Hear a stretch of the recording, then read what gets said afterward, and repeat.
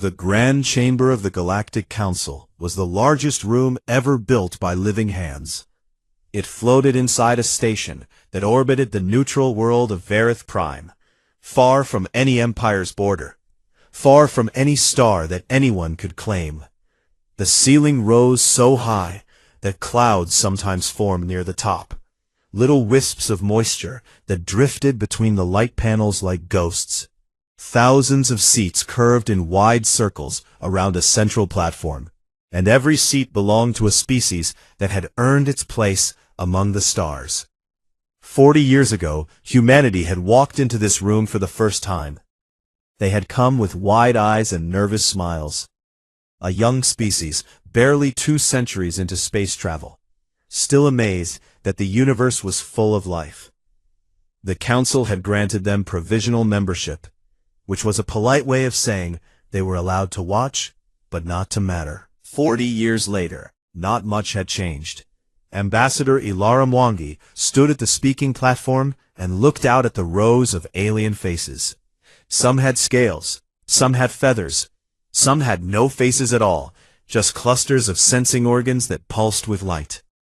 She had spent 15 years in this chamber, and she knew every delegation by name, by habit, by the way they voted. She knew which ones respected humanity and which ones simply tolerated them. The second group was much larger than the first. Today the Council was voting on the redistribution of frontier rights. This was the policy that decided which species could colonize and develop the unclaimed sectors of the Orion Spur, a vast stretch of space rich with resources and habitable worlds. Humanity had explored several of these sectors.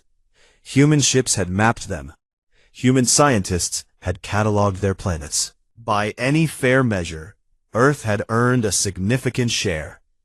But fairness was not how the Galactic Council worked. The elder species controlled everything. 3 powers sat at the top. The Valith Dominion, an ancient civilization of tall, silver-skinned beings who believed that age was the same thing as wisdom. The Kirath Collective, an insectoid hive species that moved as one and thought compromise was weakness. And the Orun Hegemony, a race of massive, slow-moving creatures whose technology was older than most stars in human space. Together, these 3 had held power in the Council for thousands of years, and they had no intention of sharing it. Mwangi had submitted 7 amendments to the Frontier Rights proposal. Each one was modest. Each one was supported by data. Each one simply asked that humanity receive a portion of the sectors they had personally explored and mapped. The first amendment was voted down 11-3. The second was voted down 12-2. By the fourth, some delegations were not even bothering to formally vote against it. They simply turned away, their attention elsewhere, as if the human ambassador was background noise. She stood through all of it. She did not raise her voice. She did not pound the podium. She simply presented each amendment, watched it fail, and moved to the next one. Her face showed nothing, but her hands hidden behind the podium were pressed flat against the surface so hard that her fingers had gone white. After the 7th Amendment failed, the Valith ambassador rose. Her name was High Delegate Sorath, and she moved with the slow grace of someone who had never been told no in her entire life. She did not look at Mwangi directly. She looked past her, as if addressing the chamber itself. The Council appreciates the enthusiasm of the Terran delegation, Sorath said, her voice carrying the musical tone that all Valith shared. However, frontier allocation has always been determined by civilizational maturity, not by the eagerness of youth. The Terran species is still learning. There will be other opportunities in time. There was a murmur of agreement from the elder bloc. Some of the smaller species stayed quiet. They knew better than to speak up. After the session ended, Mwangi walked through the curved corridors of the station toward the human delegation's quarters. The halls were wide enough for every body type in the galaxy, from the tiny Tessai, who barely reached her knee, to the enormous Orun, who needed doorways the size of aircraft hangars. She passed delegates from a dozen species. Some nodded politely. Most did not acknowledge her at all. She was halfway to her quarters when a voice stopped her. Ambassador Mwangi. She turned. High Delegate Sarath stood behind her, alone, without her usual escort of advisors. The Veilith woman looked down at Mwangi with eyes that were entirely black, like polished stones. "I wanted to speak with you privately," Sarath said, "away from the formalities." "Of course, High Delegate." Sarath stepped closer. When she spoke, her musical voice was quieter, almost gentle, and that somehow made her words worse. "You must understand something, Ambassador. Your species has done admirable work. Your disaster relief efforts are noted. Your contributions to the Shral peacekeeping mission are noted. Your scientific collaborations are noted. All of this is in the record." "And yet none of it mattered today," Mwangi said. Sarath tilted her head, a Veilith gesture that could mean sympathy or pity. On her, it looked like pity. "You are tolerated, Ambassador, not respected. I tell you this not to be cruel, but to be honest. The sooner your species learns the difference, the easier your time in this council will be. Stop reaching for things that are not meant for you, and you will find your position here quite comfortable." She turned and walked away without waiting for a response. Her footsteps made no sound on the polished floor. Mwangi stood alone in the corridor for a long time. Then she walked to her quarters, sat down at her private terminal, and composed a message to Earth.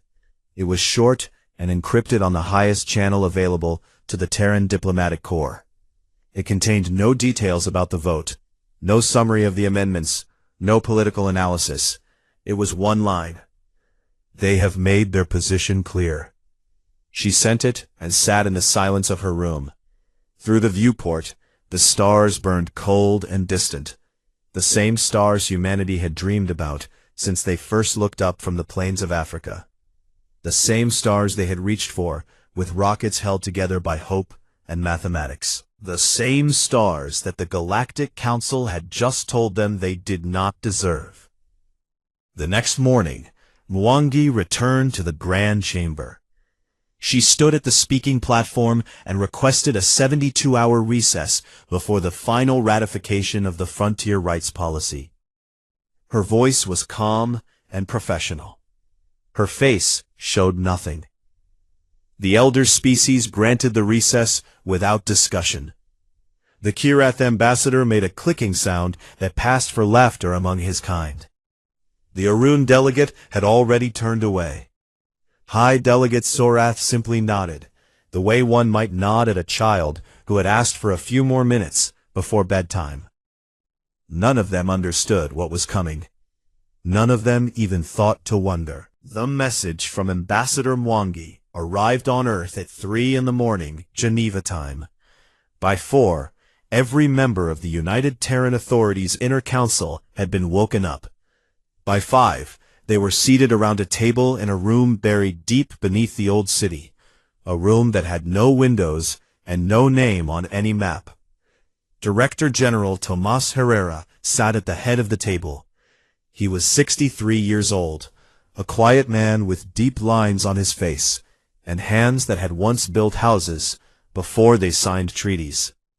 He read Mwangi's message aloud, just the one line, and then he set his tablet down and looked at the people around him.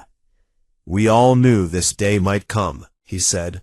"The question is whether we are ready." The room was silent for a moment. Then Admiral Priya Chandrasekharan, head of the Terran Defense Coordination, opened a folder on the table in front of her. The folder was labeled Quiet Exodus, and it had been updated every 6 months for the past 12 years. "We are ready," she said. The debate lasted 4 hours.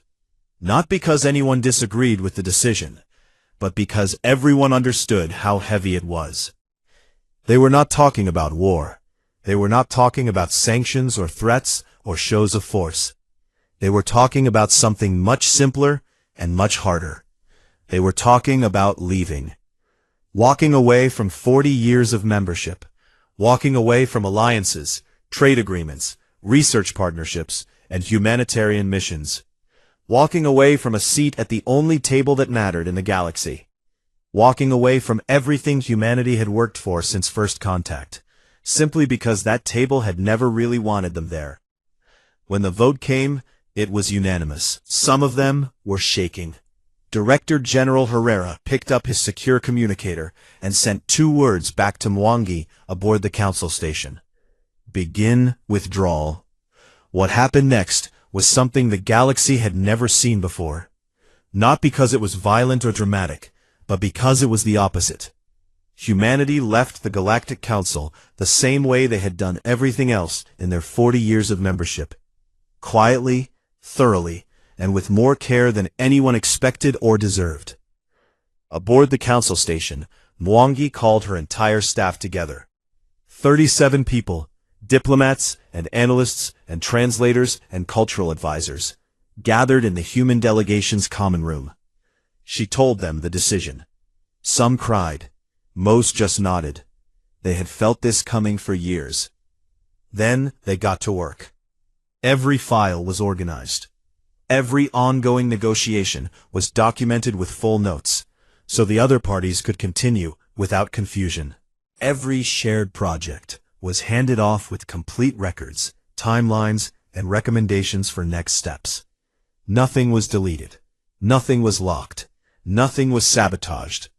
The humans packed their personal belongings, cleaned their offices, and left them in better condition than they had found them. Across the galaxy, the same thing was happening everywhere humans had a presence. On the border world of Shral, where 2 alien species had been locked in a bitter territorial war for decades, a team of 48 human peacekeepers had been maintaining the ceasefire. They were the only neutral force both sides trusted, because humans had no interest in the territory and no history with either faction. Captain Marcus Okafor, who led the peacekeeping team, spent his last day visiting both sides of the border. He shook hands and clasped claws and touched foreheads in the local custom. He gave each side copies of every patrol report, every mediation record, every agreement they had signed. He wished them well and meant it. That evening, the peacekeepers boarded their transport. A young Shral soldier on the eastern side of the border watched the human ship rise into the sky and felt something cold settle in his chest, though he could not yet name what it was.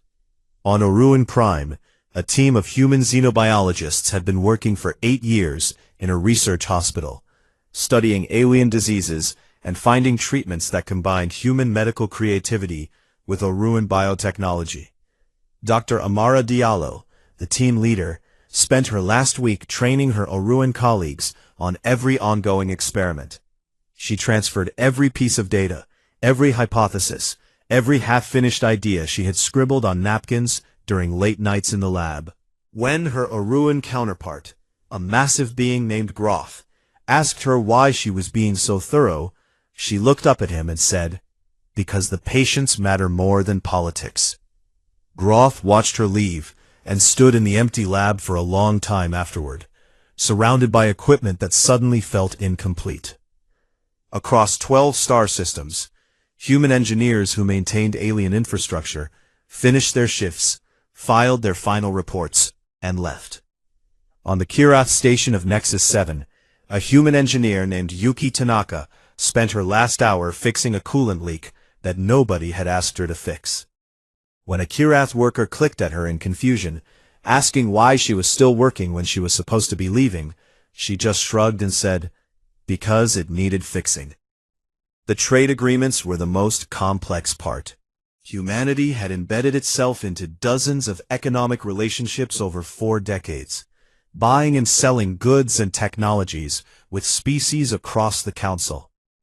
But buried deep in every single trade agreement, in the fine print that no alien lawyer had ever bothered to read carefully, were exit clauses, legal, clean, and completely binding. Humanity had put them there at the very beginning, as if some part of them had always known this day might come. Now they invoked every single one. The termination notices were polite.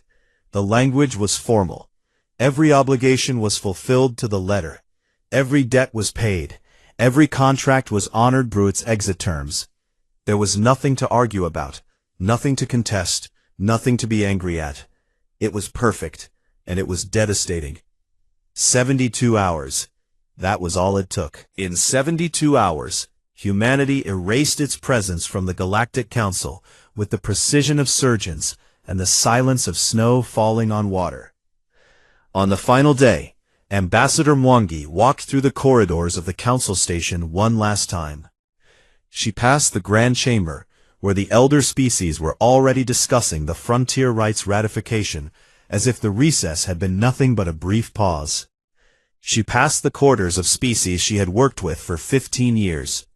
She passed the memorial wall, where the names of diplomats who had died in service were carved in 100 alien scripts. 12 of those names were human. She stopped at the docking port, where the last Terran shuttle waited. Her staff was already aboard. She turned and looked back down the corridor. It was empty. No one had come to see them off. No one had asked them to stay. The door closed behind her. Outside the station, the Terran diplomatic vessel Perseverance waited in the silence of space. One by one, across the galaxy, human ships were doing the same thing. Lifting off from alien worlds, undocking from foreign stations, turning toward home. No fleet formations, no dramatic flybys, just single ships here and there, slipping away like threads pulled from a tapestry. The Kirath ambassador heard the news that the humans had departed, and made his clicking laugh again. A tantrum, he said to his aides. They will be back within a season. Young species always come back. The Orun delegation barely acknowledged the departure. They had more important things to think about. High Delegate Sorath of the Valith received the notification on her personal terminal. She read it, closed the message, and returned to her work. She did not think one was necessary. In the black space beyond the Council Station, the engine trails of the Perseverance faded slowly into nothing. And then there was only the dark, and the stars, and a silence that was deeper than anyone realized. The humans were gone. And not a single species in the Galactic Council understood what that actually meant. The first 3 months were easy. The galaxy barely noticed the humans were gone. The Galactic Council ratified the frontier rights policy without a single change. The elder species divided the Orion Spur among themselves exactly as they had planned. The Valith took the richest sectors. The Kirath took the most strategic ones. The Orun took the largest. The smaller species received whatever scraps were left, which was the way it had always been, and the way the elder species believed it would always be. In the hallways and meeting rooms of the Council Station, the space where humans used to work was quietly absorbed. Their offices were reassigned. Their seats in the Grand Chamber were removed, to make room for a new decorative installation. A Valith artist created a sculpture of intertwined crystal rings to fill the gap. It was very beautiful. It meant nothing. Then the cracks began to show. The first crack appeared on the Shral border. For 30 years, the conflict between the Shral Eastern Federation and the Shral Western Compact had been held in check by human peacekeepers. The ceasefire was fragile, built on trust that both sides had in the humans, and in no one else. Without the peacekeepers, that trust had nothing to stand on. The first shooting happened 11 weeks after the humans left. A border patrol from the east crossed a line that a patrol from the west said was theirs. Words were exchanged, then energy weapons were fired. 3 soldiers died. Within a week, both sides had mobilized their armies. The Galactic Council sent Kirath mediators to restore order. The Kirath were efficient and logical. They arrived with detailed proposals and timetables for negotiation. Both Shral factions refused to meet with them. The Eastern Federation's general said it plainly. The Kirath have trade agreements with the West. They are not neutral. Send us the humans. Nobody could send the humans. The Kirath mediators stood in empty rooms and waited for meetings that never happened. Within 3 months, the Shral border war had fully reignited, and soldiers were dying every day. The second crack appeared on Orun Prime. A new variant of a fungal plague emerged in the agricultural provinces of the Orun homeworld. This was not unusual. The Orun were old, and their world was old, and plagues came and went like seasons. Normally, the Orun Biomedical Corps handled these outbreaks, with their vast libraries of genetic treatments. But this variant was different. It had mutated in a way that their standard approaches could not address, and it was spreading fast. For the past 8 years, human xenobiologists had been working alongside the Orun medical teams. The humans had a strange talent for medicine that no other species fully understood. They combined treatments from completely different biological frameworks. They guessed, and their guesses were right far more often than mathematics said they should be. Dr. Amara Diallo and her team had solved 3 previously untreatable conditions during their time on Orun Prime, not through superior technology, but through a kind of creative thinking that the Orun's methodical minds simply could not replicate.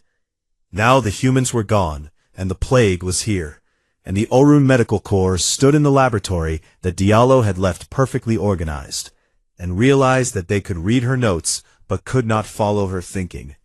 The leaps she had made from one idea to another were invisible to them. It was like looking at a bridge that had no supports. They could see it standing, but they could not understand why it did not fall. The plague spread. 6,000 Orun died in the first wave, 12,000 in the second. The Oruan hegemony, too proud to ask for help, said nothing to the council. The third crack was quieter and deeper, and it happened inside the Valith Dominion. For decades, the Valith had been buying a particular component from human manufacturers: quantum relay nodes. These were small devices, no bigger than a fist, that served as the backbone of faster-than-light communication networks. They were not glamorous. They were not prestigious. No Valith engineer wanted to spend their career making them, because the work was repetitive and the profit margins were thin. But they were essential. Every message, every data transfer, every financial transaction in the Valith Dominion passed through quantum relay nodes. Humans had been making them cheaply and reliably for 30 years. They were good at this kind of work, the unglamorous, necessary, invisible labor that kept systems running. Now the supply was gone, and the existing nodes had a limited lifespan. The Valith began searching for alternatives. Other species made similar components, but they cost 8 times more and had longer production times. The Valith Engineering Council estimated it would take 4 to 6 years to build their own manufacturing capacity. In the meantime, their communication networks would slowly degrade. 6 months after the human departure, message delays began appearing across the Dominion. A financial transaction that used to take seconds now took minutes. Military communications that had been instant now arrived with gaps. The Valith public did not know why their networks were slowing down, but the Valith government knew, and they did not want to talk about it. Across the council, in 100 smaller ways, the same pattern repeated. Research projects stalled because the human scientists who had connected different alien disciplines were no longer there. Engineering problems went unsolved because the human technicians who had maintained the obscure systems were gone. Cultural exchange programs collapsed because humans had been the ones organizing them, doing the thankless work of translation and coordination that no other species had the patience for. And the smaller species suffered most of all. The Tesai, a gentle people barely 2 feet tall, with enormous dark eyes and soft voices, had relied on humanity more than anyone. In the council chamber, the Tesai had no power. Their world was small. Their military was almost non-existent. Their economy was modest. When they spoke, the elder species did not listen. But the humans had listened. Human diplomats had carried Tessie proposals to the floor. Human advocates had argued for Tessie interests in committee meetings. Human trade ships had carried Tessie goods to markets that the Tessie could never have reached alone. Without the humans, the Tessie were invisible again. Counselor Rin was young for a Tessie diplomat, barely 40 years old in a species that lived to 300. She had dark fur and wide amber eyes, and a quiet way of moving that made people forget she was in the room. She had spent the first months after the human departure watching and listening and saying very little. Now she began to work. Rin started compiling a report. She went through every council record she could access, every trade ledger, every mission log, every scientific publication, and she began counting. She counted the number of humanitarian missions humanity had run. She counted the number of alien lives saved by human medical teams. She counted the economic value of human trade goods, human engineering labor, human scientific contributions. She counted the diplomatic interventions, the mediations, the compromises that humans had brokered between species who would not speak to each other. The numbers were enormous, not because any single contribution was extraordinary, but because there were so many of them, spread across so many years, woven into so many systems. Humanity had not been a pillar of the council. They had been the mortar between every brick, invisible, but holding everything together. Rin finished her report 18 months after the human departure.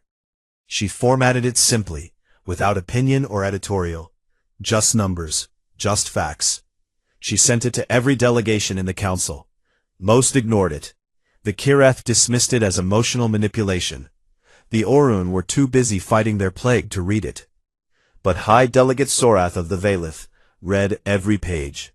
She read it in her private quarters, late at night, with her communication network flickering around her, and the news feeds full of the Shral War and the Oruan Plague, and a dozen other problems that were getting worse every day. When she finished, she set the report down and stared at the wall for a very long time.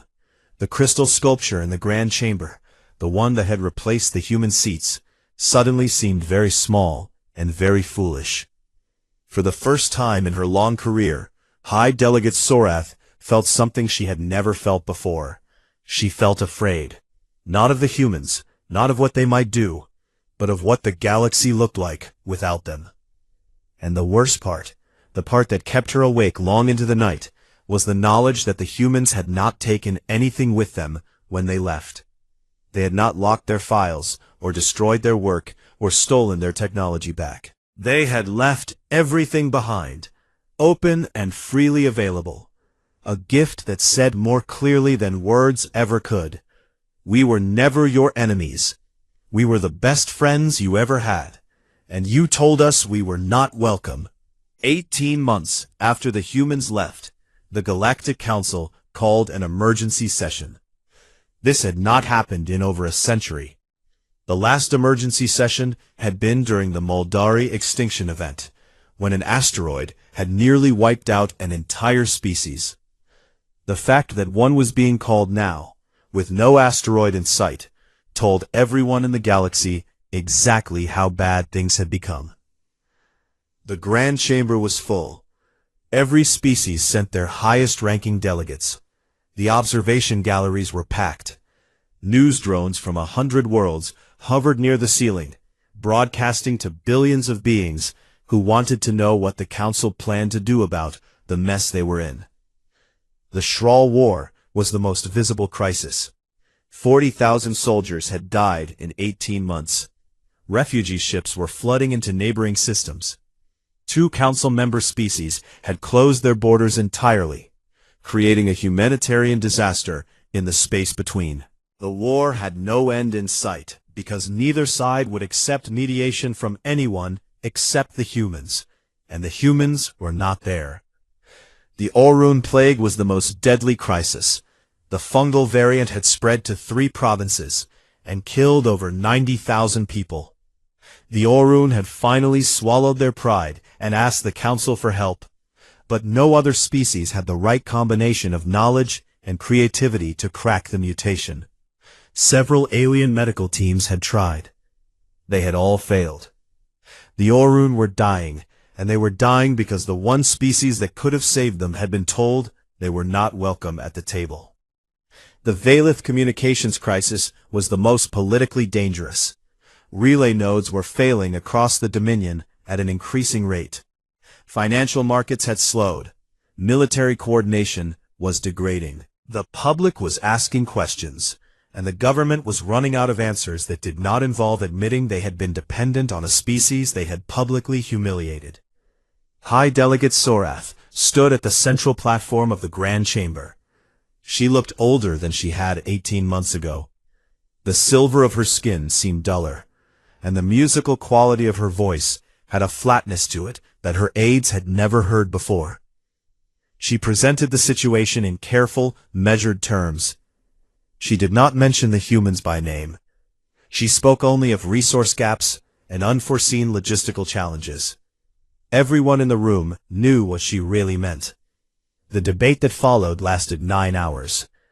The Kirath ambassador, whose clicking laughter had been noticeably absent for months, proposed a resolution.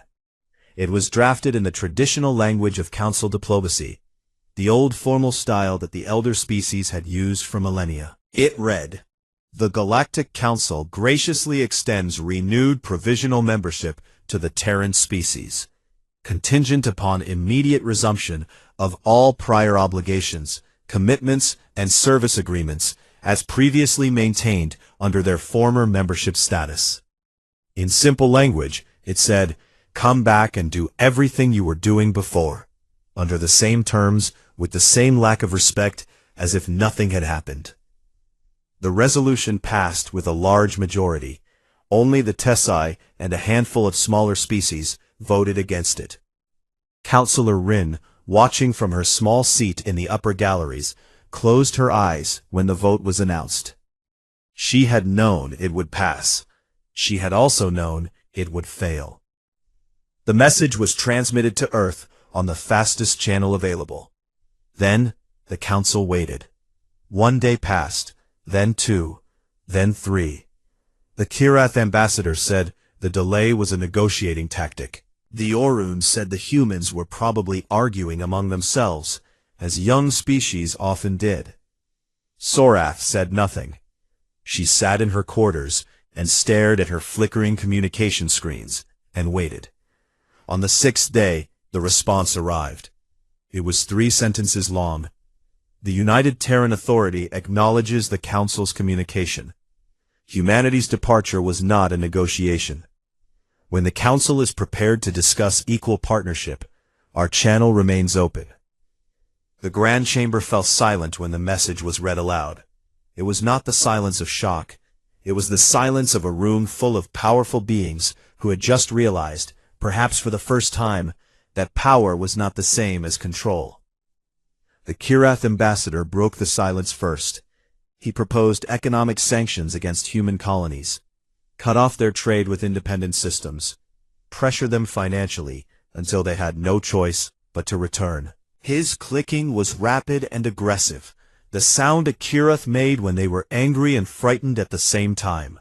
The Council's economic advisors pulled the data. What they found made the room go quiet again. In the 18 months since leaving the Council, humanity had not been sitting idle. They had been building. Quietly, without announcements or fanfare, human trade ships had established commercial relationships with dozens of independent systems, species and civilizations that existed outside Council jurisdiction. These were frontier worlds, mining colonies, free stations, and nomadic fleets that the Council had always considered too small to matter.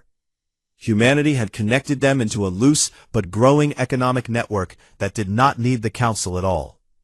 The sanctions proposal was withdrawn. There was nothing to sanction. They sent a private request to Earth for the medical data related to the plague variant.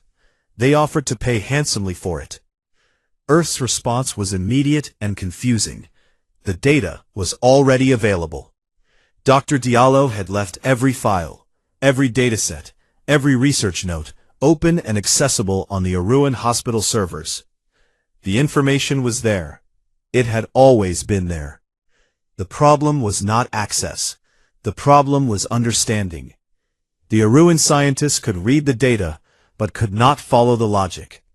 Diallo's methods involved intuitive connections between completely unrelated biological systems, leaps of reasoning that no Aruan scientist could replicate because their minds did not work that way. It was not a matter of intelligence. The Aruan were brilliant. It was a matter of perspective. Humans saw patterns that other species simply could not see. Not because other species were lesser, but because human brains had evolved in a strange and specific way, on a strange and specific world. And that strangeness had value. The Aruan could not save themselves with human data alone. They needed human minds. 3 weeks after the failed resolution, Councillor Rin requested permission to address the full council. This was unusual. The Tesai rarely spoke in the Grand Chamber. When they did, the elder species usually talked over them or left for refreshments. But something had changed. The smaller species, the ones who had suffered most from humanity's absence, had begun gathering around Rin. The Tesai, the Breen, the Moldari, the Fennec, a dozen small civilizations that had always been ignored.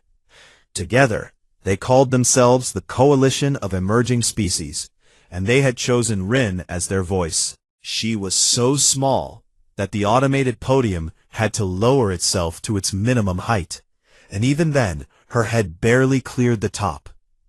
She looked out at the vast chamber with her wide amber eyes, and she spoke in a voice that was soft but carried to every corner of the room.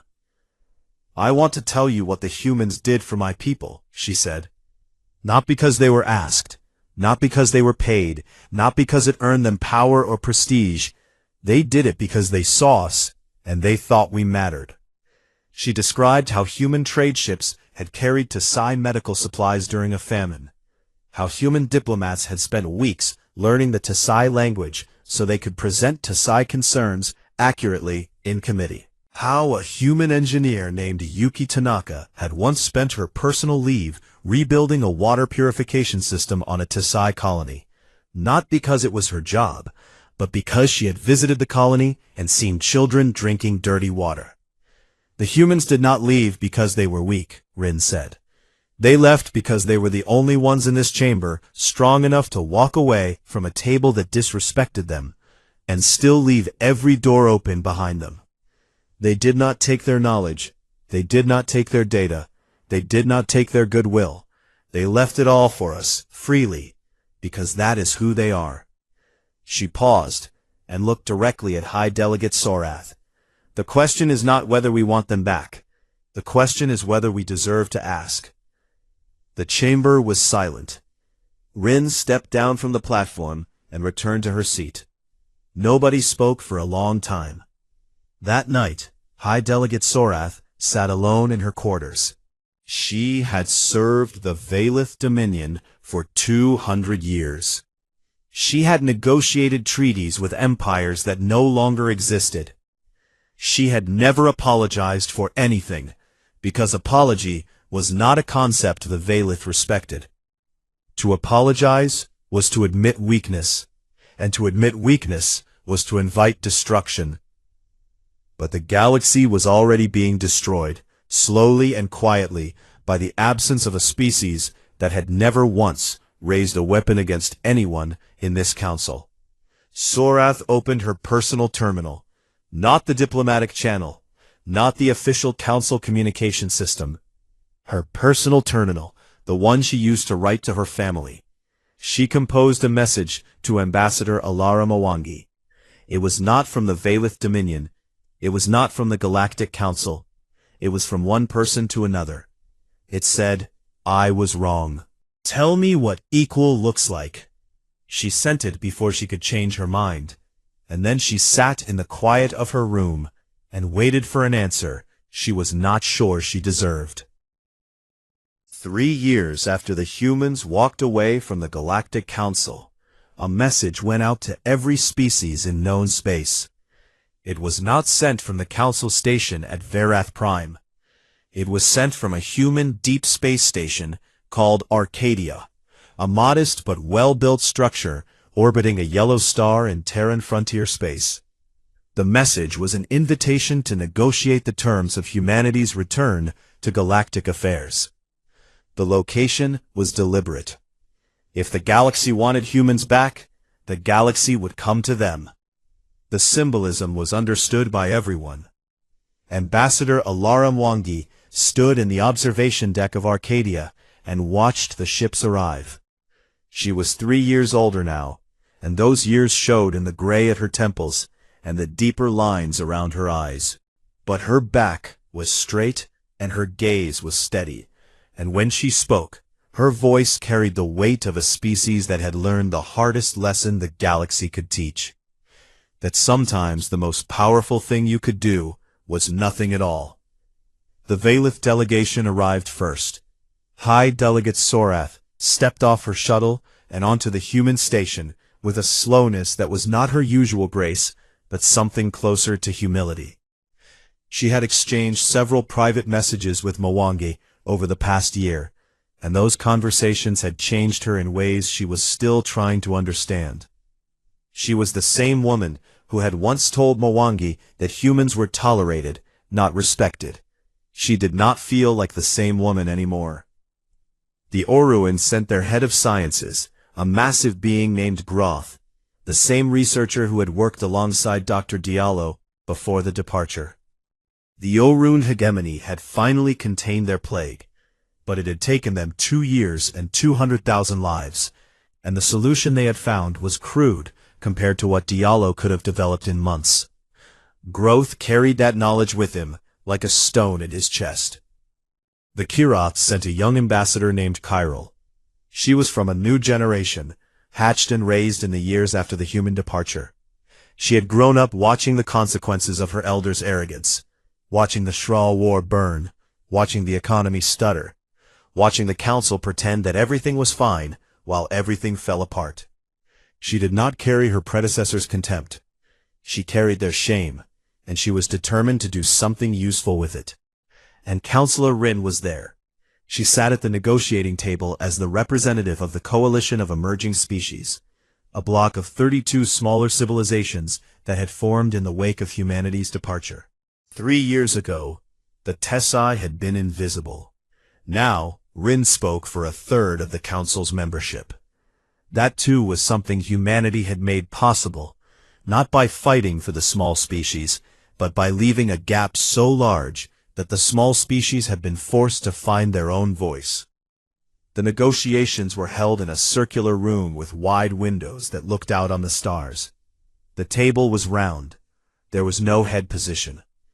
Every seat was the same height, even the one built for Rin, which had been carefully designed so that she sat at the same eye level as everyone else. Mwangi had insisted on this. She had insisted on all of it. The first day was the hardest. Humanity did not come to a table with demands for revenge or reparations. They did not ask for apologies, though several delegations tried to offer them. They did not ask for special treatment or elevated status, or any of the privileges that the elder species had hoarded for millennia. What they asked for was something much more difficult. They asked for change. Mwangi presented 4 proposals. She spoke calmly, without emotion, laying out each one as if she were describing the weather. The first proposal was full and equal voting rights for every member species, regardless of how long they had been in the council. No more weighted votes based on age of membership. A civilization that joined yesterday would have the same voice as one that had been there for 10,000 years.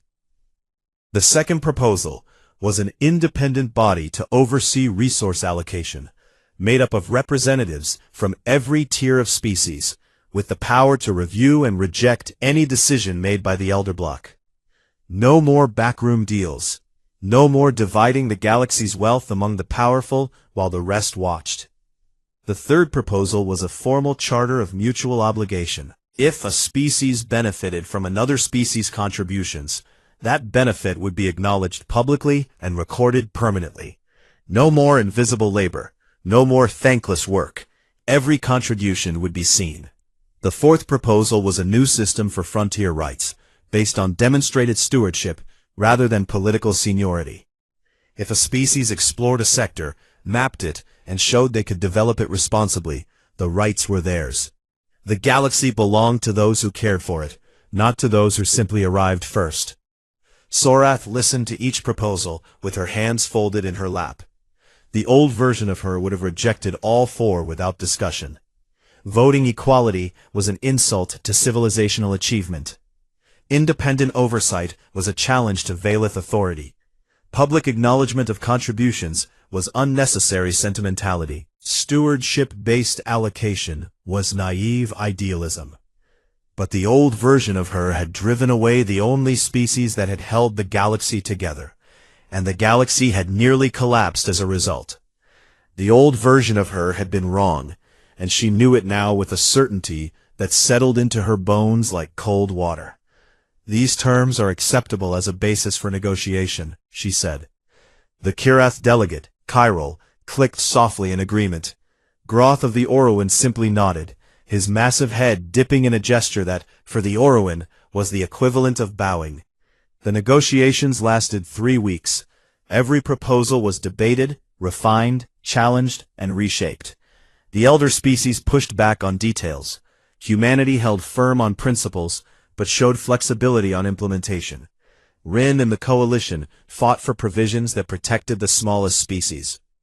Sorath, to the surprise of everyone including herself, became one of the strongest advocates for the independent oversight body, arguing that the Valith had been making decisions unchecked for too long, and that accountability would make them stronger, not weaker.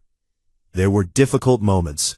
There were late nights and raised voices, and sessions that ended with delegates walking out of the room to cool down in the corridors. But nobody walked away from the table entirely. Nobody left. That, in itself, was the lesson humanity had taught them. On the 22nd day, the document was finished. They called it the Arcadia Accords. It was written in every language of every species at the table, including Tesai, which had never before been used in a galactic treaty. Rin wept when she saw her language on the document. She wept quietly, in the Tesai way, with her small hands pressed against her chest, and her amber eyes bright with tears. The signing ceremony was simple. No grand speeches, no fanfare. Each delegate stepped forward, applied their species form of signature, and stepped back. Sorath used the Valith touch seal, pressing her silver palm against the document. Groth used the Orun voice mark, speaking his name in a tone so low that the humans felt it in their chests rather than heard it. Chiral used the Kirath scent glyph, a chemical mark that would last for centuries. Mwangi signed last. She used a pen, an old-fashioned earth pen with black ink, the kind that humans had been using for thousands of years. She wrote her name in steady letters, and when she lifted the pen, the room was quiet. Humanity was back, not as provisional members, not as junior partners tolerated by ancient civilizations. They were back as equals, as architects of a new system, as the species that had been brave enough to leave and wise enough to come back only when the terms were right. After the ceremony, the delegates filed out of the signing room in small groups, talking quietly among themselves. The corridors of Arcadia were busy with staff and security and journalists from 100 worlds, all trying to capture the moment. But in a quiet corner, near the observation deck, away from the crowds, Counselor Rin found Ambassador Mwangi standing alone by the windows, looking out at the stars. Rin walked up beside her. The Tesai diplomat barely reached Mwangi's waist, but when she spoke, her voice carried the weight of everything they had both been through. "Can I ask you something?" Rin said. "Of course. Were you afraid, when you walked away from the council 3 years ago, were you afraid that no one would come after you?" She looked out at the stars for a long time. The same stars that humanity had always looked at. The same ones they had dreamed about when they were still young and earthbound and full of hope that the universe would welcome them. Every day, she said finally. Every single day, I was afraid. There were mornings when I woke up and thought we had made the worst mistake in human history. There were nights when I lay awake and wondered if the galaxy would simply forget we existed. She paused and looked down at Rin. But my grandmother taught me something when I was very young. She said, never stay where you are not valued, and never return until you are. She said the hardest part is not the leaving. The hardest part is trusting that your absence will speak louder than your voice ever could. Rin looked up at her with those wide amber eyes. And does it? Does the absence speak louder? It was a tired smile. The smile of a woman who had carried the weight of her species' dignity on her shoulders for 3 years, and had only just set it down. It always does, she said. Outside the windows of Arcadia, the stars burned on. Somewhere among them, on 100 worlds and 1,000 stations, beings of every shape and size and color were reading the news of the Arcadia Accords. Some were celebrating. Some were skeptical. Some were already planning how to test the new system's limits. But on a small Tessi colony at the edge of known space, a water purification system that a human engineer had once built during her personal leave was still running perfectly, still providing clean water to children who had never met the woman who built it and never would. And on Orun Prime, in a laboratory that had been empty for 3 years, a team of Orun scientists were preparing a room for the human researchers who would soon return. And on the Shral border, where the guns had only recently gone silent, a young soldier on the eastern side looked up at the sky and thought he saw a human ship passing overhead, though he could not be sure. The galaxy was not healed. It would take years, maybe decades, before the wounds of the last 3 years fully closed. But for the first time, since the humans had walked away in silence, the future felt like something worth building. And that, in the end, was the most human thing of all.